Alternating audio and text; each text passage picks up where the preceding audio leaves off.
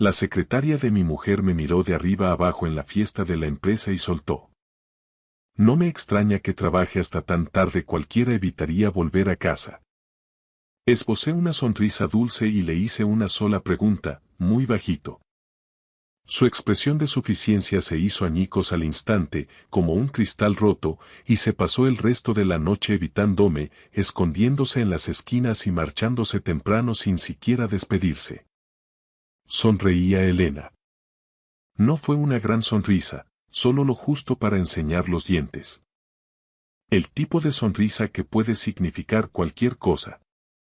Qué curioso, dije, manteniendo un tono agradable.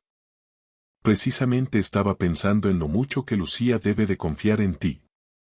Ella parpadeó, deteniendo su copa de cava a mitad de camino hacia los labios. ¿Perdona? Con todas esas horas extra, con todo ese exceso. Di un paso hacia ella, sin dejar de sonreír. Los otros maridos fingían mirar sus móviles, pero sentía como escuchaban.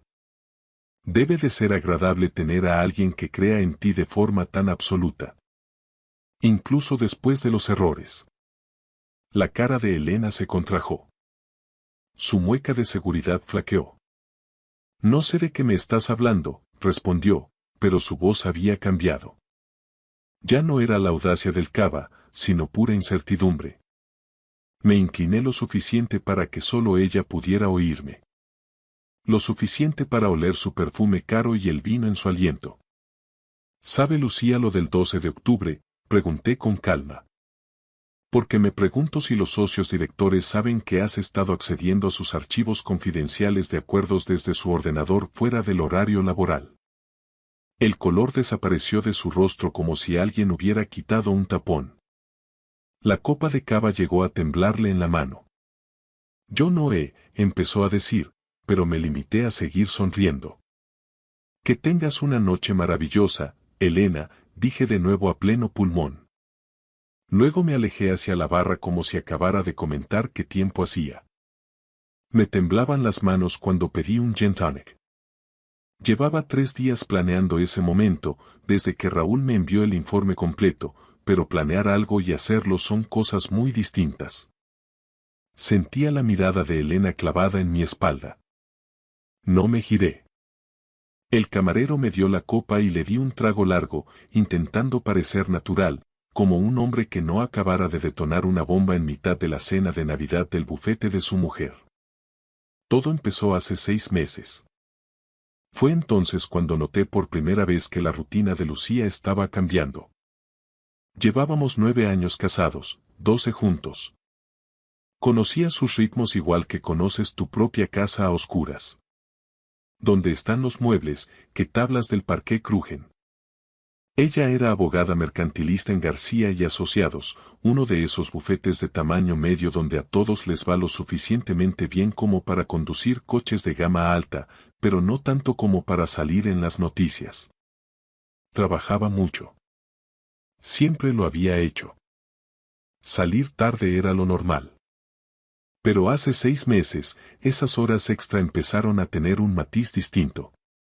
Antes llegaba a casa cansada y distante, oliendo a café y tóner de impresora. Calentaba lo que le hubiera dejado, cenaba de pie en la encimera de la cocina, quizá me contaba algo sobre una declaración o un cliente difícil, y luego se duchaba y se dormía en cuestión de minutos. Ahora llegaba a casa agotada pero acelerada, y se metía en la ducha inmediatamente. Apenas probaba la comida. No soltaba el móvil, enviando mensajes constantemente con una expresión que yo no alcanzaba a descifrar. Y empezó a trabajar hasta tarde los miércoles, algo que nunca había hecho porque los miércoles es cuando los socios se van a jugar al golf y la oficina se queda tranquila. No soy tonto. Sé lo que suelen significar esas señales. Así que hice lo que se supone que hay que hacer. Revisé los extractos de las tarjetas. Encontré cargos de un hotel, el Marriott del Centro. 3 cargos, todos en tardes de miércoles a lo largo de 6 semanas. Los cargos cesaron después de eso, pero para entonces yo ya había empezado a investigar. Contraté a Raúl una mañana de martes en octubre, sentado en su pequeña oficina situada sobre un local de fianzas en un centro comercial a 40 minutos de mi casa. Se veía exactamente igual que en la universidad, solo que con mejor ropa y gafas de lectura. ¿Crees que te pone los cuernos?, preguntó Raúl. No era una pregunta, era una afirmación. Creo que algo va mal, dije. Solo que no sé qué. Él asintió y tomó notas en un bloc legal amarillo. ¿Cómo se llama ella? La secretaria. Elena Torres. Lleva 3 años en el bufete. Es su secretaria, pero también hace labores de técnica jurídica, paralegal. Ella vacilé, es muy buena en su trabajo. Suelen serlo, respondió Raúl. No intentaba ser cruel, solo realista. Necesitaré 2 semanas, quizá 3. Empezaré con lo básico. Vigilancia, antecedentes, redes sociales. Veremos qué sale. Lo que salió fue extraño. Raúl me llamó un miércoles por la tarde, a las 2 semanas y media de investigación. Yo estaba en un El Corte Inglés, mirando cojines y tratando de recordar a qué había ido. Tu mujer no está teniendo una aventura, dijo Raúl sin preámbulos. Al menos no una física. La he seguido en 4 sesiones nocturnas distintas. 3 veces se reunió con Elena en la oficina fuera de horas. Una vez se vieron en una cafetería. En cada reunión hablaron intensamente durante 1 o 2 horas. Sin tocarse, sin hoteles, solo hablando. ¿De qué hablaban? Eso no puedo decírtelo. Pero aquí está lo interesante. Investigué a fondo a Elena Torres y saltó algo. Tuvo una detención por conducir bajo los efectos del alcohol el 12 de octubre. Chocó contra un coche aparcado al salir de un bar en las afueras. El control de alcoholemia dio 1,2 G/L. Debería haber sido una condena segura. Debería haberlo sido. Los cargos desaparecieron. No es que se retiraran, es que desaparecieron. El registro de la detención se selló. Todo el asunto se esfumó de la base de datos pública en 72 horas. Eso requiere una intervención legal seria, Carlos. El tipo de intervención que un bufete de tamaño medio podría proporcionar si estuviera muy motivado. Me quedé en el pasillo de la tienda sosteniendo un cojín gris con el teléfono pegado a la oreja. ¿Por qué el bufete encubriría su delito? Esa es la pregunta, ¿verdad?, dijo Raúl. Indagué un poco más, pedí un favor a un amigo en un bufete rival. Elena tiene acceso a cosas que la mayoría de las secretarias no tienen. Expedientes de clientes, documentos de liquidación, comunicaciones entre socios. Tu mujer comparte su contraseña del ordenador con ella para que pueda gestionar cosas cuando ella está en los juzgados. Eso es normal. Dije que las secretarias necesitan acceso. Claro, pero aquí está lo que no es normal. Ha habido rumores en ese bufete durante unos 6 meses. Nada concreto, nada que se pueda llevar al colegio de abogados, pero rumores sobre irregularidades en la facturación de un caso importante. Horas que no cuadran, trabajo que supuestamente se hizo pero que tal vez no. El tipo de cosa que podría hundir la carrera de un asociado si alguien mirara demasiado cerca. Se me secó la boca. Lucía. No puedo probar nada, Carlos, dijo Raúl. Pero el cronograma coincide. Lo de Elena ocurre en octubre. El bufete lo hace desaparecer. Tu mujer empieza a trabajar hasta tarde con ella constantemente por esas mismas fechas.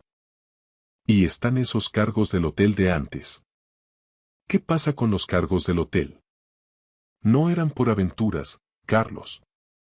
Comprobé las fechas con los registros judiciales. Esos eran días en los que supuestamente tu mujer estaba en declaraciones fuera de la ciudad, pero las declaraciones eran locales. Estaba facturando al cliente gastos de viaje que nunca ocurrieron. Me senté en el suelo de la sección de hogar, allí mismo. Una mujer con un carrito lleno de adornos navideños me lanzó una mirada de preocupación y siguió caminando. Así que ambos están en problemas, dije lentamente.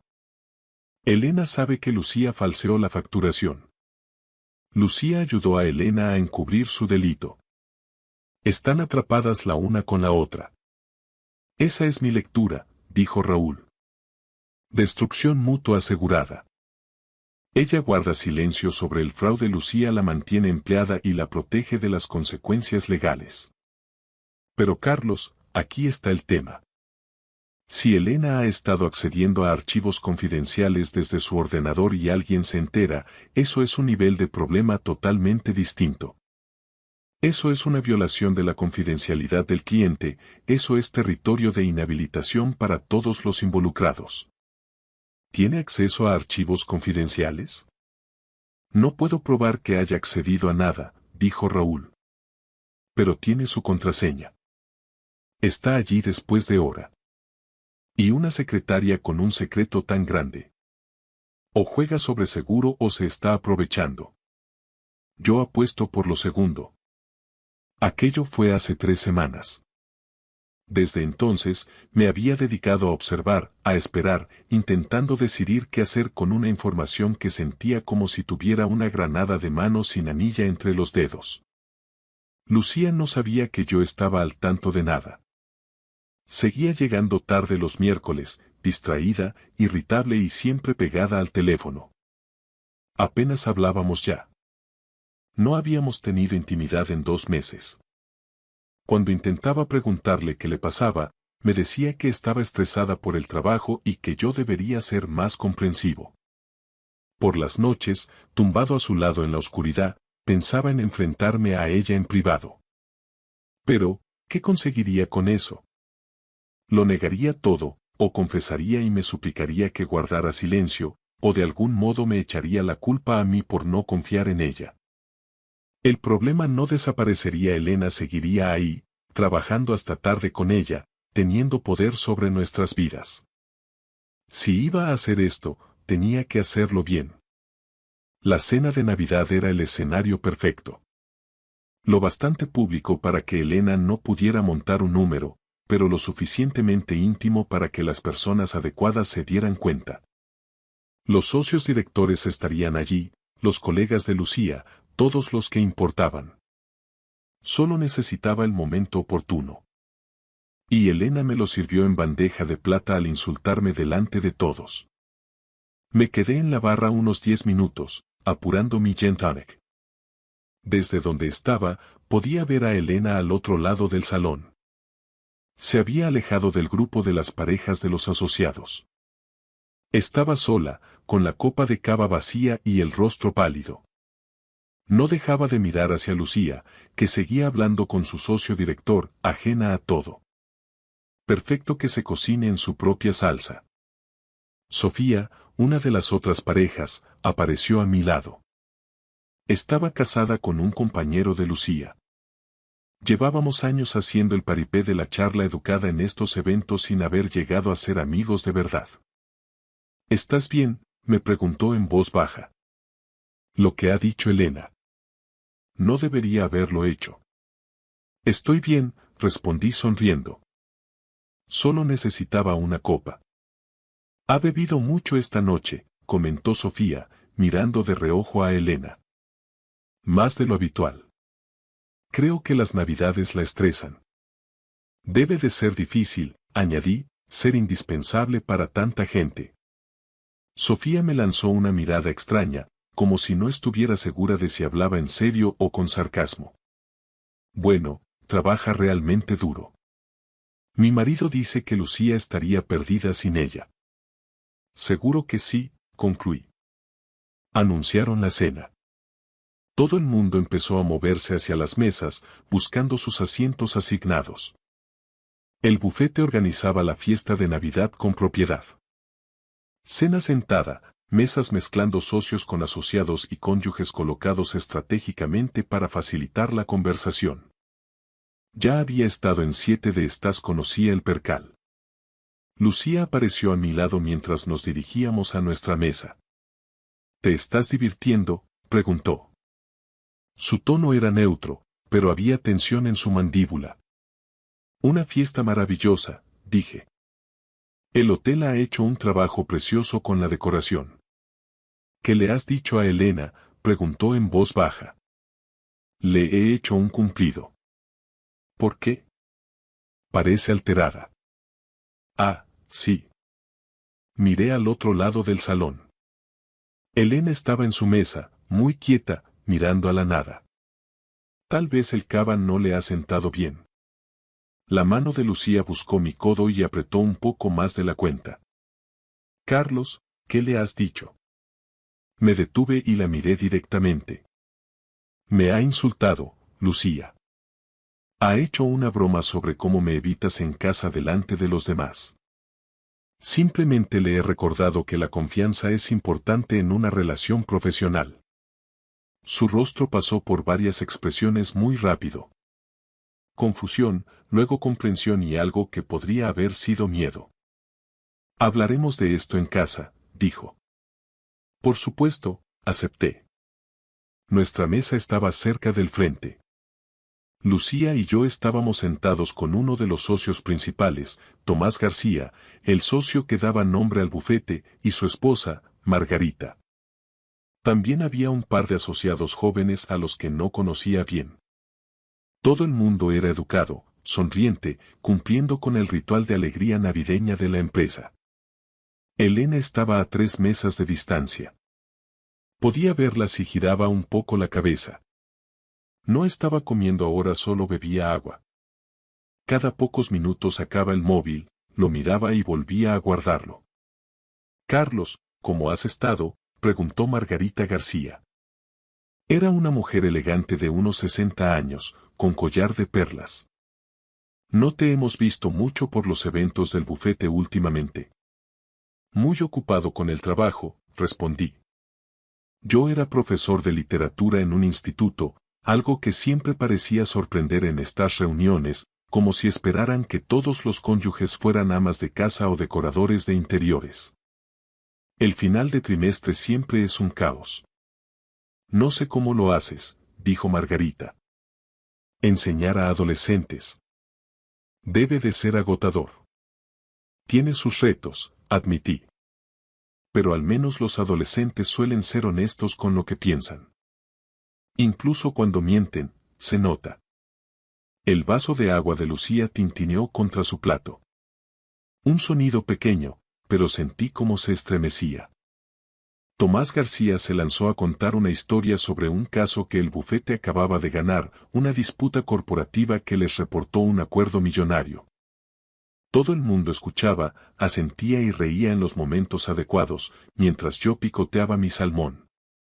Al otro lado del salón, el móvil de Elena vibró. Ella lo miró y su rostro se volvió aún más pálido. Lucía pidió disculpas para ir al servicio. En cuanto se fue, Tomás García se inclinó hacia mí con una sonrisa conspiradora. Lucía está haciendo un trabajo excelente últimamente, dijo. Realmente excelente.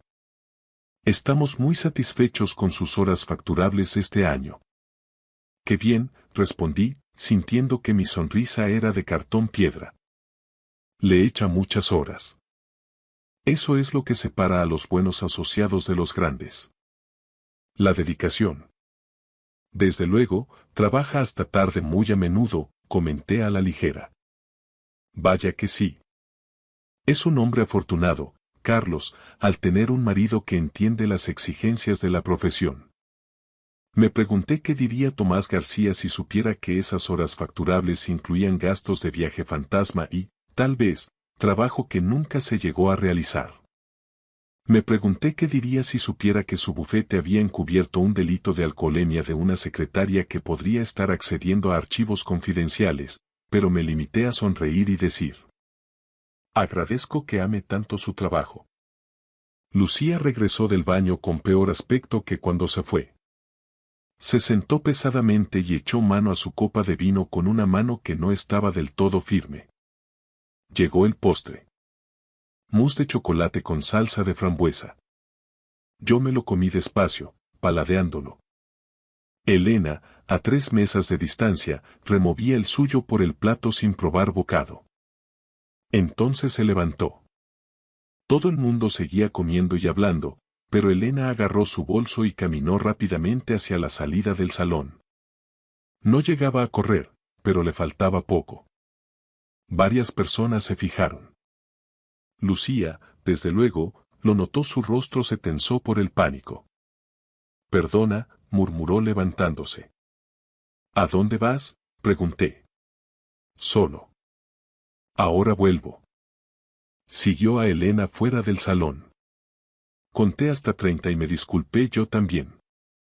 Margarita García me dedicó una sonrisa cómplice, como si pensara que necesitaba ir a retocarme el pelo o algo igual de pintoresco. El pasillo fuera del salón estaba tranquilo y era elegante. Pude oír voces que venían de la esquina, cerca del guardarropa del hotel. La voz de Lucía era baja y urgente, la de Elena sonaba más aguda y tensa. Caminé despacio, con mis zapatos de vestir silenciosos sobre la alfombra. Me detuve justo antes de la esquina, donde podía oír sin ser visto. «¿Sabe algo?», estaba diciendo Elena. «No sé qué, pero lo sabe». Lucía mencionó el 12 de octubre. «¿Sabe lo de la detención?». «Eso es imposible», dijo Lucía. Cesé yo. «Nadie lo sabe excepto el bufete. Excepto Tomás. O a quien quiera que pagara para hacerlo desaparecer». «Tal vez alguien habló», sugirió Elena. «Nadie ha hablado», sentenció Lucía, aunque no sonaba convencida. «Elena, cálmate. Estás exagerando». «Carlos probablemente solo». Mencionó los archivos de acuerdos, la interrumpió Elena. «Dijo algo sobre que yo accedía a archivos confidenciales desde tu ordenador». «¿Cómo lo sabría a menos que supiera algo? A menos que alguien se lo haya dicho». Hubo un silencio largo. «¿Has estado accediendo a los archivos de acuerdos?», preguntó Lucía finalmente con una voz muy baja y cautelosa. «¿Qué? ¿Por qué iba yo a?», empezó Elena. «Lo has hecho», insistió Lucía. «Necesitaba saberlo», dijo Elena con la voz quebrada. «Necesitaba saber si lo que hiciste fue en el caso Peterson o en algún otro sitio. Necesitaba saber a cuánto riesgo estábamos expuestas. Así que sí, miré. Miré los archivos. Miré los registros de facturación. Y Lucía, hay un problema». «Madre mía», exclamó Lucía en un susurro. «El caso Peterson tiene lagunas», continuó Elena. «Lagunas enormes. Cualquiera que mire de cerca va a ver que algunas de esas horas facturables son inventadas. Y si miran el caso Peterson, podrían mirar otros casos. Y si miran otros casos». «Ya lo pillo», espetó Lucía. «Ya lo pillo». «Dios, Elena. No deberías haber accedido a esos archivos. ¿Entiendes el riesgo que eso supone? Si alguien se entera». «Intentaba ayudar», dijo Elena, que ya parecía al borde del llanto. «Intentaba averiguar qué tan grave era, porque si es grave, Lucía, si se enteran, yo también estoy acabada. Te ayudé a encubrirlo. Yo estaba allí cuando registraste esas horas. Mi nombre está en la documentación de apoyo». Me quedé helado. Más de lo que me había sentido en semanas, porque esto era peor de lo que pensaba. No se trataba solo de que Lucía falseara facturas y Elena encubriera su delito. Esto era un fraude activo. Esto era una conspiración. Ambas estaban tan metidas en el fango que no había una salida fácil. «Tenemos que mantener la calma», dijo Lucía, aunque le temblaba la voz. «Tenemos que pensar. Si Carlos sabe algo, tenemos que averiguar qué sabe y cómo lo sabe. Entonces podremos». «¿Podremos qué?», exigió saber Elena. «¿Cuál es exactamente tu plan aquí, Lucía? Porque, desde mi punto de vista, tu marido acaba de amenazarme en medio de la cena de Navidad de tu oficina, y no creo que fuera un farol». Hablaré con él, dijo Lucía. Lo gestionaré. Como has gestionado todo lo demás. No es justo, soltó Elena. Ya estaba llorando abiertamente. Nada de esto es justo. Cometí un error. Un estúpido error. Y ahora toda mi carrera depende de si tu marido decide destruirnos a las dos o no. En ese momento, doblé la esquina. Ambas se quedaron paralizadas. Elena tenía el rímel corrido y Lucía parecía a punto de desmayarse. Hola, dije con naturalidad. Siento interrumpir. Me preguntaba cuándo volverías a la cena, Lucía. Están a punto de empezar el sorteo de regalos. Lucía abrió la boca, la cerró y volvió a abrirla, pero no le salían las palabras. Miré directamente a Elena. Elena, ¿te encuentras bien? Pregunté. Tienes mala cara.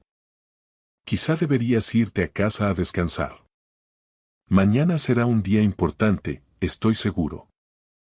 Elena me miró como si fuera una serpiente que acabara de empezar a hablar.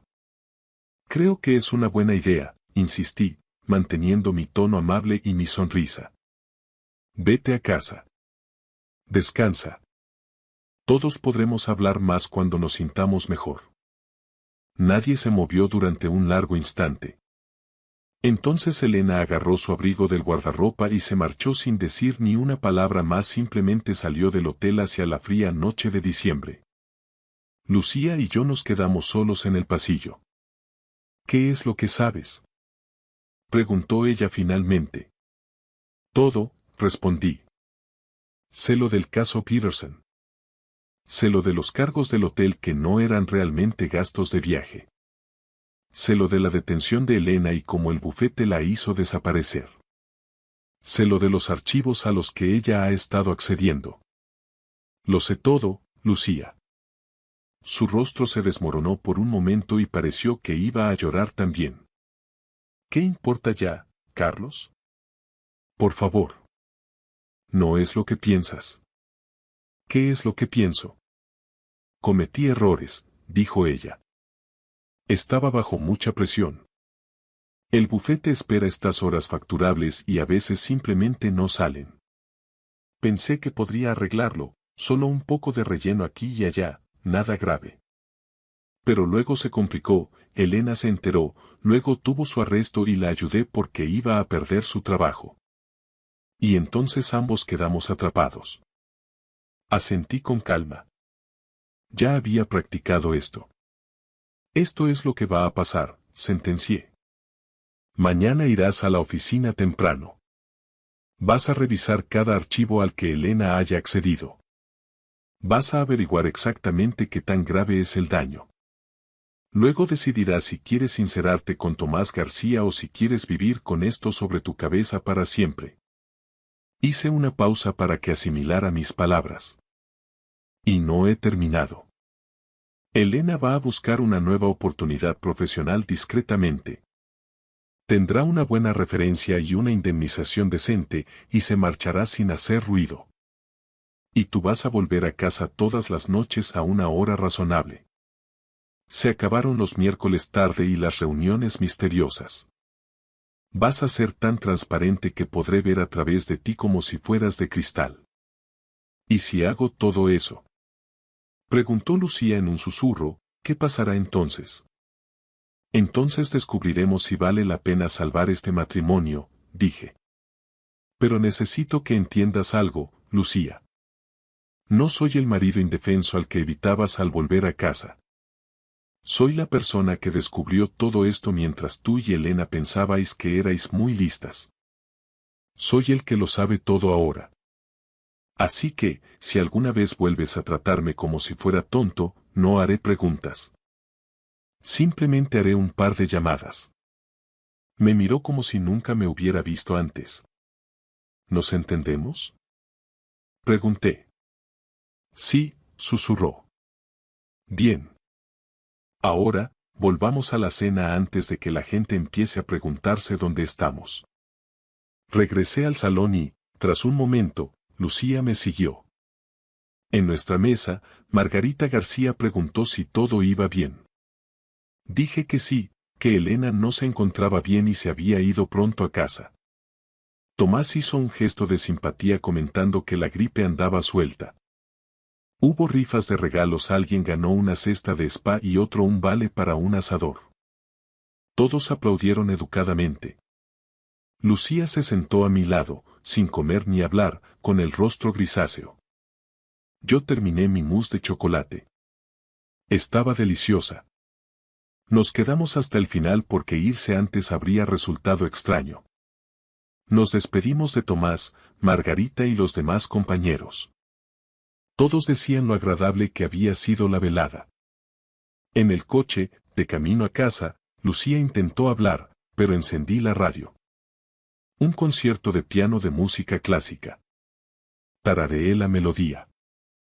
Al llegar a casa, subí y me quité el traje, colgándolo con cuidado en el armario. Había cumplido su propósito. Lucía se quedó en el umbral del dormitorio. ¿Podemos hablar ahora? Mañana, dije. Hoy estoy cansado. Esa noche ella durmió en el cuarto de invitados. Yo dormí mejor de lo que lo había hecho en 6 meses. 2 días después, Elena Torres anunció que dejaba García y Asociados para buscar nuevos retos. Su salida fue amable y profesional. Obtuvo su referencia y envió un correo de despedida a toda la oficina. Lucía empezó a llegar a casa a las 6 de la tarde, cada noche, como un reloj. 3 semanas después de la fiesta de Navidad, me contó que había ido a hablar con Tomás García. Confesó las irregularidades en el caso Peterson, se ofreció a hacer una restitución económica y a aceptar las consecuencias. Tomás, según dijo Lucía, fue sorprendentemente comprensivo. Los errores ocurren y la presión afecta a la gente. Lucía estaría bajo libertad condicional laboral 1 año y su ascenso a socia se retrasaría, pero conservaría su empleo. Le pregunté si había mencionado el acceso de Elena a los archivos confidenciales. Dijo que no. Algunos secretos, dijo ella, es mejor dejarlos enterrados si no es necesario sacarlos a la luz. No discutí. Puede que el matrimonio no sobreviva a esto, pero al menos Lucía estaba siendo honesta finalmente. Al menos me trataba como a un igual en lugar de como un obstáculo a gestionar. Raúl me llamó en la primera semana de enero. Me he enterado de que Elena Torres dejó el bufete. Una salida muy amistosa. Muy amistosa, respondí. Y tu mujer volviendo a casa a su hora y diciendo la verdad. Ya veremos. Lo has hecho bien, Carlos, dijo Raúl. Lo jugaste a la perfección. Solo hice una pregunta, dije yo. La pregunta adecuada en el momento justo es más poderosa que cualquier acusación. Tras colgar, pensé en eso. En el poder, en el conocimiento y en el momento que eliges para usar ambos. Pensé en los años que había pasado haciéndome más pequeño, más silencioso, más condescendiente. Ya no era pequeño. Y si Lucía quería que este matrimonio funcionara, iba a tener que aprender a vivir con un marido que sabía cómo hacer las preguntas adecuadas. Gracias por escuchar mi historia hasta el final. Si resonó contigo, dale like, escribe en los comentarios qué fue lo que más te tocó y no olvides decir de dónde eres. Suscríbete al canal, vienen muchas más historias. Mi hijo y mi nuera estaban organizando la fiesta por mi 67 cumpleaños. Todo parecía perfecto, pero en medio del bullicio, mi esposa se acercó y me susurró al oído. Coge tu chaqueta. Nos vamos ahora mismo. Actúa como si no pasara nada. Al principio pensé que era una broma, una de sus ocurrencias, hasta que nos subimos al coche, cerró los seguros y me miró con una expresión que jamás le había visto. Algo está muy mal, Mateo, me dijo con la voz quebrada. Mira esto. Lo que me mostró en la pantalla de su tableta era una evidencia que nunca esperé encontrar. Mi propio hijo quería hacerme daño, y casi lo logra. Pero antes de contarles cómo terminó todo, Necesito que entiendan cómo llegamos a esa noche en el salón de eventos en Madrid. El lugar estaba impecable. Globos dorados, lirios blancos por todas partes y una pancarta gigante que decía: Felicidades, Mateo Ferrán. 40 años de excelencia. Mi hijo, Alejandro, se había superado a sí mismo. A mis 67 años, tras haber fundado y hecho crecer el grupo de inversiones Ferrán hasta alcanzar un valor de 15 millones de euros, esta debería haber sido una de las noches más orgullosas de mi vida. Estaba de pie cerca de la barra, rodeado de 150 invitados. Colegas del sector, viejos amigos y vecinos de nuestro edificio en el barrio de Salamanca. Todos querían estrecharme la mano y decirme cuánto me echarían de menos en la oficina ahora que me jubilaba. ¿Estás bien, papá? Alejandro apareció a mi lado, apoyando una mano en mi hombro.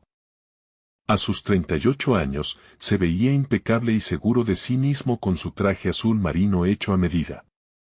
Estás muy pálido. La verdad era que me sentía mareado. La sala se había inclinado ligeramente hacía un momento. Solo estoy cansado, hijo. Ha sido una semana larga. Llevas diciendo eso mucho últimamente, frunció el ceño con preocupación.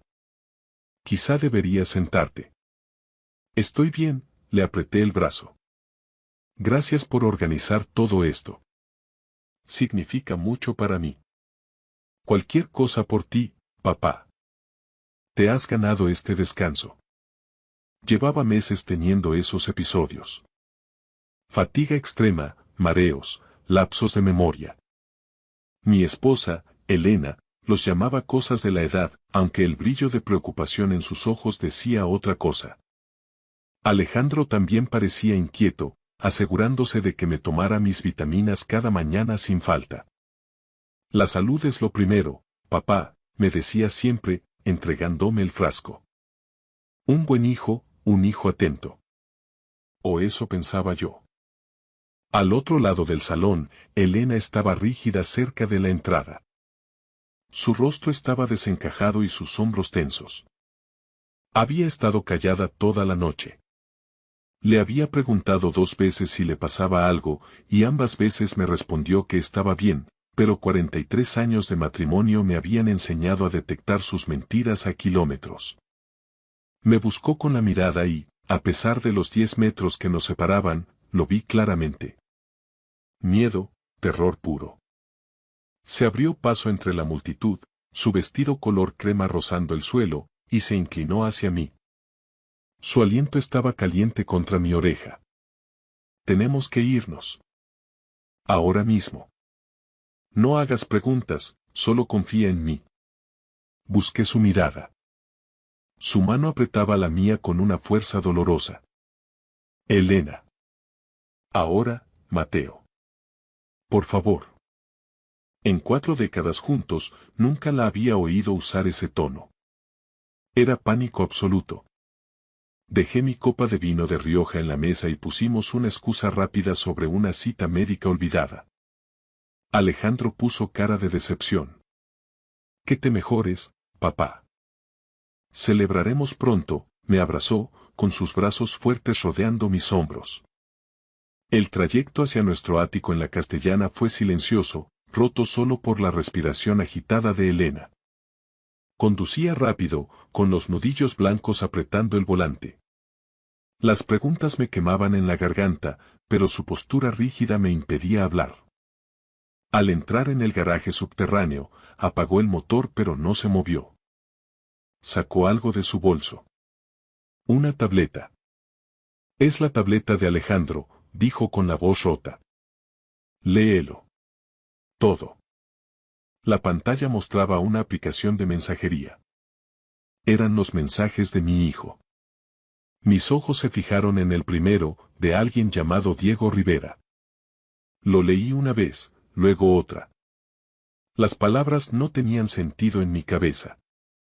El compuesto está listo. Estará en su bebida esta noche. 10 minutos después de ingerirlo, su corazón se detendrá. Tiene antecedentes médicos, nadie sospechará nada. Mi visión se nubló. La tableta temblaba en mis manos. Sigue leyendo, susurró Elena. Deslicé la pantalla. Había más mensajes, fechas que se remontaban a 6 meses atrás.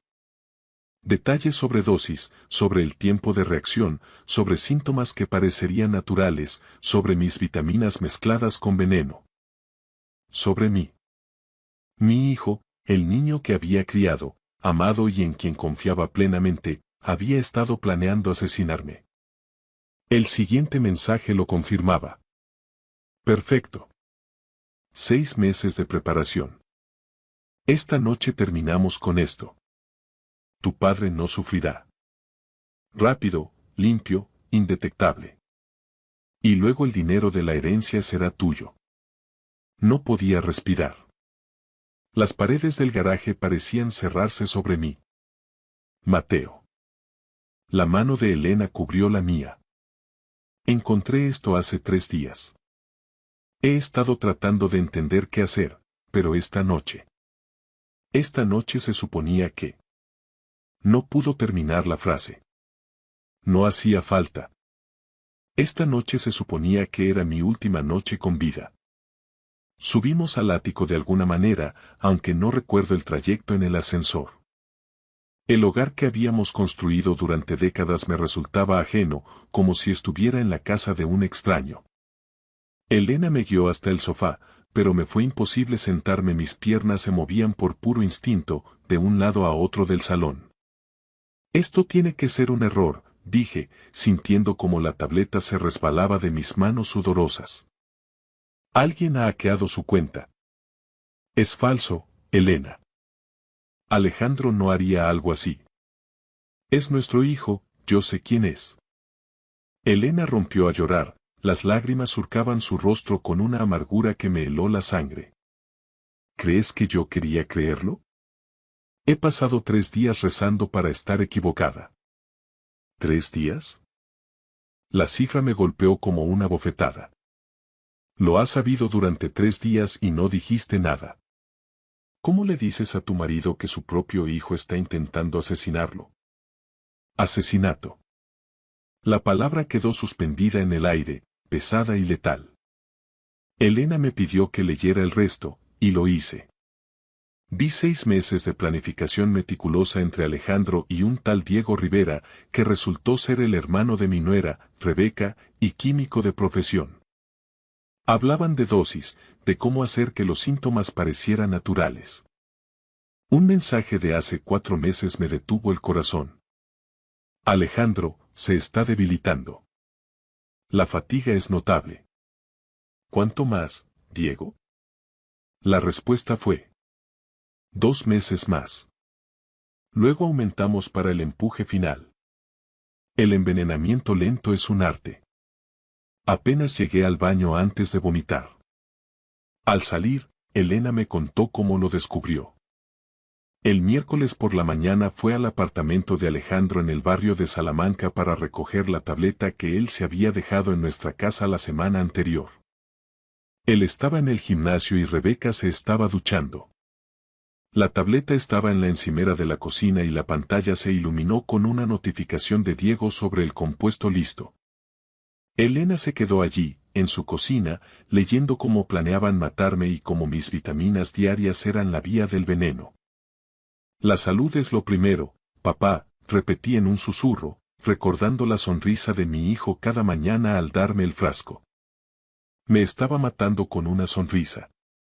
Elena había tomado fotos de los mensajes con su móvil y se fue antes de que Rebeca saliera de la ducha. No llamó a la policía de inmediato porque seguía esperando que hubiera una explicación lógica, porque era nuestro hijo. Pero tras la escena del banquete, ya no había dudas. Mañana mismo, dijo Elena con una firmeza renovada, iremos al hospital. Necesitamos una analítica de sangre. Necesitamos pruebas reales. Elena. Sin discusiones, Mateo. Si me equivoco, te pediré perdón el resto de mi vida. Pero si tengo razón, nuestro hijo lleva 6 meses asesinándote. En el fondo, yo sabía que ella tenía razón. Acepté. Esa noche, mientras Madrid brillaba al otro lado del ventanal, yo solo podía pensar en que Alejandro estaría preguntándose por qué nos fuimos pronto de su fiesta perfecta y cuánto tiempo le quedaba para heredar mi fortuna. A la mañana siguiente, la sala de espera del Hospital Universitario La Paz olía a desinfectante y ansiedad. Tras 3 horas de espera, el doctor Ayes nos recibió. Su tono hizo que se me encogiera el estómago. Señor Ferrán, he revisado su analítica 3 veces e incluso envié muestras a otros laboratorios para confirmar. Tiene niveles de un compuesto basado en potasio significativamente elevados en su sistema. ¿Qué significa eso? Pregunté con un hilo de voz. Significa que alguien le ha estado envenenando de forma lenta y metódica. Por los patrones de acumulación, estimo que lleva 6 meses expuesto. Los mensajes tenían razón. Elena preguntó cuánto daño había. El doctor nos miró con gravedad. Al nivel actual, le quedan quizás 1 o 2 semanas antes de que el compuesto le provoque una parada cardíaca fulminante. La habitación giró. 1 o 2 semanas. Alejandro no solo planeaba matarme, ya lo estaba haciendo. El doctor mencionó que debía informar a las autoridades y Elena le aseguró que ya teníamos pruebas del intento, pero que necesitábamos el informe toxicológico oficial para la policía. Sentados en el coche, en el parking del hospital, el silencio era absoluto mientras el tráfico de la Castellana seguía su curso ajeno a mi tragedia. Mi hijo me había entregado la muerte en un frasco de pastillas cada mañana. ¿Qué hacemos ahora?, preguntó Elena. Miré mis manos, las mismas que lo sostuvieron al nacer y que le enseñaron a jugar al fútbol en el parque. Estaban temblando, pero ya no de miedo. Sentí una rabia fría, clara y enfocada. Ahora vamos a luchar, dije mientras arrancaba el motor. Alejandro quería matarme por mi dinero. Está a punto de aprender de qué es capaz su padre cuando lucha por su vida. Teníamos 1 semana, tal vez 2, pero sería suficiente. El jueves por la tarde, Elena y yo nos reunimos con Ramón Forqué en su despacho del centro de Madrid. Ramón era un abogado de 65 años, de cabello canoso y una presencia imperturbable, forjada tras décadas lidiando con casos de herencias y tragedias familiares. Su oficina tenía vistas a la Gran Vía, donde la ciudad seguía su curso como si nada hubiera cambiado. Señor Ferrán, dijo Ramón, estudiando las fotos de los mensajes que Elena le había enviado, esto es condenatorio, pero no servirá en un tribunal español. Se obtuvieron sin una orden judicial del dispositivo personal de Alejandro. Cualquier abogado defensor haría que las desestimaran. ¿Entonces se irá de rositas? La amargura inundó mi voz. No si lo hacemos bien. Necesitamos pruebas obtenidas legalmente. Vamos a tenderle una trampa.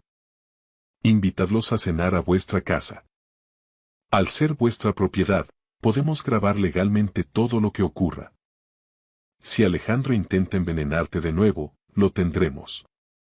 Ramón llamó a Pablo Henderson, un exdetective de la Policía Nacional que ahora trabajaba como investigador privado. Pablo entró en la sala con paso firme y abrió su portátil. He estado investigando a su nuera, dijo Pablo. Se hace llamar Rebecca Morgan, pero hace 4 años era Nicole Patterson. Estuvo casada con un banquero de inversiones en Valencia que murió tras caerse por las escaleras. La muerte se declaró accidental, pero su hija nunca lo creyó. Nicole heredó 2 millones de euros y desapareció. Se cambió el nombre legalmente justo antes de conocer a su hijo. Me quedé helado. Mi hijo se había aliado con una profesional. Pablo añadió que el hermano de ella, Diego Rivera, trabajaba en un laboratorio farmacéutico y había estado desviando compuestos de potasio, lo justo para matarme sin levantar sospechas. Si demostramos que Diego suministró el veneno, es conspiración para el asesinato, sentenció Ramón. Traicionará a Alejandro y Rebeca para salvarse a sí mismo. El plan era para la cena del sábado. Instalaríamos cámaras y micrófonos ocultos legalmente en mi ático. Le daríamos a Alejandro la oportunidad perfecta para terminar lo que empezó. Un equipo de paramédicos estaría a 2 portales de distancia con fármacos de quelación y equipo cardíaco. Una vez que hagamos esto, no hay vuelta atrás, me advirtió Ramón. Tu hijo irá a la cárcel. Tu familia, tal como la conoces, se acaba. ¿Estás seguro? Pensé en los 6 meses de vitaminas y sonrisas falsas. Pensé en el análisis de sangre. Me quedaban 2 semanas de vida. Dejó de ser mi hijo en el momento en que decidió que valía más muerto que vivo, respondí con una frialdad que no sabía que poseía. Tenemos 6 días. Hagamos que cuenten.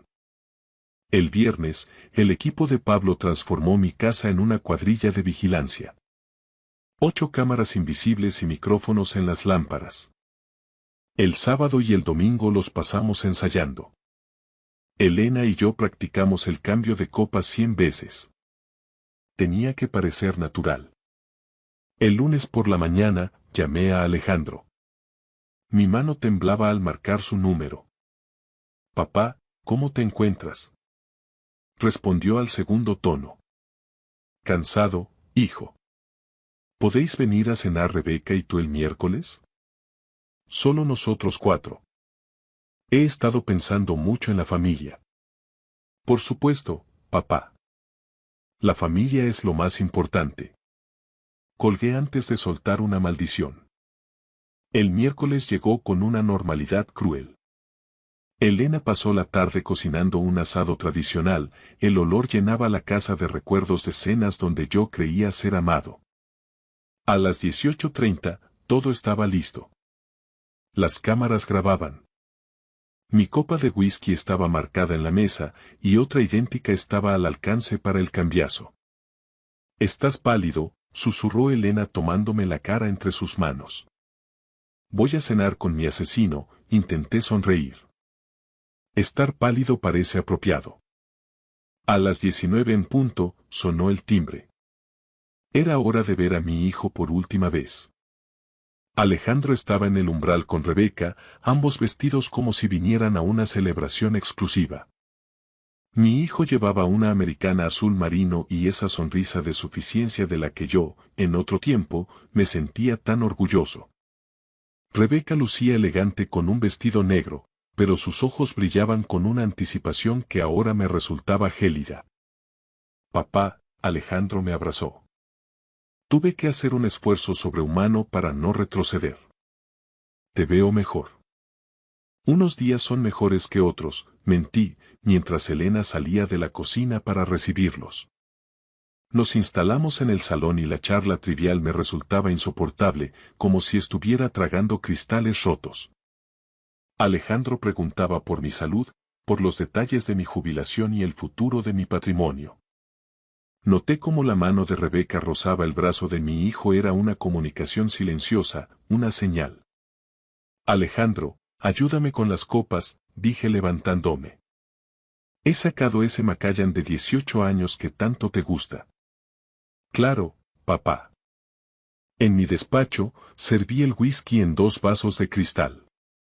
Sobre nosotros, una cámara oculta grababa cada movimiento en resolución 4K. A pesar de que mi corazón martilleaba contra mis costillas, mis manos se mantuvieron firmes. He estado pensando en lo que dijiste, papá, comentó Alejandro con naturalidad, sobre que la familia es lo que importa. Todo lo que he construido ha sido por la familia. Vuelvo ahora mismo, he olvidado el hielo, dije, dejando las botellas sobre la mesa. Salí al pasillo y dejé a Alejandro a solas con las copas durante exactamente 10 segundos. 10 segundos para que mi hijo tomara su decisión final. Cuando regresé con el hielo, él estaba junto a la ventana, con las manos en los bolsillos y una calma aparente. Los vasos estaban sobre mi escritorio, el líquido ámbar captando la luz del flexo. Eché los hielos y le entregué su copa. Regresamos al comedor. La copa de whisky marcada estaba en mi sitio. Alejandro levantó la suya. Por la familia, brindó. por la familia, ecoé yo. Llevé el vaso a mis labios cuando Elena, moviéndose detrás de mí para servir la fuente de asado, golpeó mi brazo con el codo, un movimiento que habíamos ensayado hasta la saciedad. El vaso voló de mi mano, el cristal estalló contra el suelo de madera y el whisky se desparramó por el mantel. Dios mío, Mateo. Lo siento muchísimo, exclamó Elena. El rostro de Rebeca se volvió blanco, sus ojos reflejaban una mezcla de horror y furia contenida.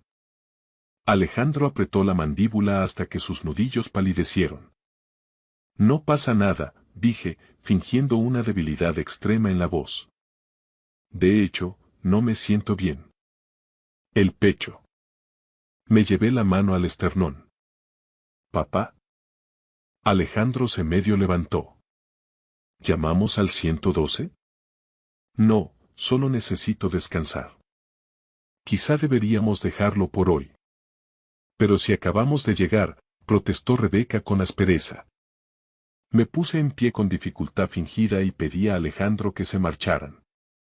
Él me miraba fijamente, calculando, preguntándose si el veneno que acababa de verter había llegado a surtir algún efecto. Me dio un beso en la mejilla, el beso de un Judas con una sonrisa perfecta. En cuanto se cerró la puerta principal, cogí el teléfono. Pablo, ¿lo tienes? Cada segundo, Mateo. Se ve perfectamente como Alejandro añade el polvo a tu copa. Tan claro como el día. 30 minutos después, las sirenas de la Policía Nacional cortaron el silencio del barrio de Salamanca. Desde mi ventana, vi las luces azules converger a 2 manzanas de distancia, frente al edificio de mi hijo. Mi móvil vibró. Era un mensaje de Pablo. Ambos bajo custodia. Se acabó. Elena se puso a mi lado y me tomó la mano. Se ha acabado, susurré. No, respondió ella, esto no es más que el principio. A las 21:30, la Policía Nacional descendió sobre el piso de Alejandro en la zona de Diego de León. Observé desde la furgoneta de Pablo cómo sacaban a mi hijo y a mi nuera esposados, con los rostros pálidos bajo las farolas de Madrid. Alejandro no dejaba de mirar hacia su portal, como si esperara despertar de una pesadilla. Pero no iba a despertar, esto era real. El equipo de registro ha encontrado de todo, dijo Pablo por la radio. Residuos de polvo blanco en un sobre en el bolso de Rebeca. El frasco de vitaminas todavía medio lleno en el armario del baño de Alejandro. Los mensajes en ambos móviles. Es un caso hermético. Me quedé en silencio. Mi hijo guardaba mis vitaminas envenenadas en su baño como si fuesen aspirinas. A medianoche, mi teléfono sonó. Era el número de Alejandro. Papá, por favor, su voz estaba destrozada. Esto es un error, un malentendido. Tienes que decirles la verdad. ¿Qué verdad? Respondí con frialdad. ¿Que no me envenenaste durante 6 meses? ¿Que las cámaras no grabaron cómo echabas el polvo en mi copa? Papá, ¿puedo explicarlo? No. Se lo explicarás a tu abogado. No vuelvas a llamar a este número. Colgué y bloqueé su contacto. 40 años de paternidad terminaron con el clic de un botón. Días después, acepté verlo en la comisaría de la calle Leganitos. Alejandro llevaba un mono naranja que lo hacía parecer más joven y pequeño. Papá. Se levantó tan rápido que la silla raspó el suelo. Siéntate, ordené con la voz que usaba en las juntas directivas. Él empezó a llorar, diciendo que estaba desesperado por las deudas de inversiones en criptomonedas y que debía más de 1 millón de euros a gente peligrosa. Así que decidiste matarme a mí en su lugar. No sabía qué más hacer. Ya había malversado 400.000 euros de la empresa. La traición seguía encontrando nuevas profundidades. Me dijo que Rebeca lo ayudó a ver una salida. No te atrevas a culparla a ella, le dije. Tú tomaste esta decisión. ¿Sabías que ella asesinó a su primer marido? Alejandro se quedó blanco. En ese silencio, vi la verdad. Él sabía exactamente quién era ella, y se quedó a su lado porque ella podía enseñarle cómo salir impune de un asesinato. Ya no eres mi hijo, le dije finalmente. Solo eres un asesino fracasado que se pudrirá en la cárcel. Adiós, Alejandro. Sus gritos me persiguieron por el pasillo hasta el parking donde Elena me esperaba. Por primera vez, me dejé romper. 6 meses después, en la Audiencia Provincial de Madrid, vi cómo condenaban a mi hijo a 22 años de prisión. Rebeca recibió 35 años, incluyendo la condena por su primer marido. Diego Rivera, 8 años. Ha pasado un año desde el juicio. Ahora tengo 68 años y vivo en un pequeño apartamento frente al Mediterráneo, en Javea. No hay fiestas de jubilación, solo Elena, una cena tranquila y el sonido de las olas. Vendimos la casa de Madrid y el Grupo Ferran donamos los 15 millones a fundaciones que ayudan a víctimas de abuso financiero y a familias que investigan muertes sospechosas. El dinero que casi me mata ahora protege a otros. He aprendido que el amor no justifica la traición y que la familia no siempre es un lugar seguro. Pero también he aprendido que 43 años de matrimonio significan algo. Elena me salvó la vida. Hoy estoy vivo, respiro y sé que nunca es demasiado tarde para empezar de nuevo. Esta es mi historia, y es una advertencia. No ignores las señales solo porque amas a alguien. Dios me dio a Elena por una razón. Mantente alerta. Gracias por escuchar mi historia hasta el final. Si resonó contigo, dale like, escribe en los comentarios qué fue lo que más te tocó y no olvides decir de dónde eres. Suscríbete al canal, vienen muchas más historias.